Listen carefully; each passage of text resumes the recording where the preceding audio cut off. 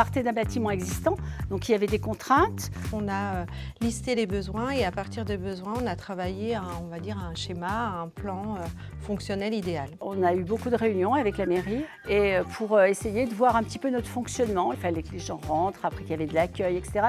Notre façon d'être. On arrive dans un nouveau centre qui est vraiment bien étudié avec un stockage au même niveau que la distribution. On a besoin de beaucoup de place, ne serait-ce que pour les déplacements avec les poussettes, les jours où il y a les bébés. C'est plus convenient, c'est chauffé, il y a des racks neufs. La salle d'accueil est beaucoup plus grande, la salle de distribution également. Ici, ce sont 1000 familles qui sont accueillies dans ce centre.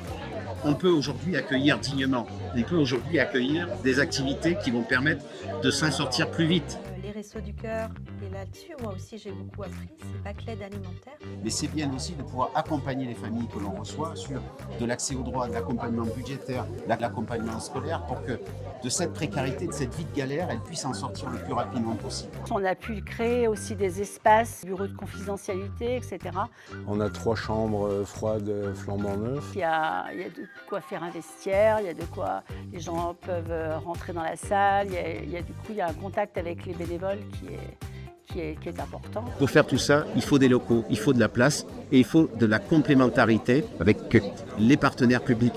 Nos bénévoles, on a, nous, le temps d'écouter, de gagner la confiance. Les travailleurs sociaux et les partenaires publics ont les moyens de nous aider, de prendre le relais. L'investissement global est de près de 1,9 million d'euros, avec évidemment des concours financiers des partenaires de l'opération, mais c'est une opération très importante sur le plan budgétaire. Il fallait acheter le terrain, il fallait le dépolluer, bâtir le projet, puis le construire.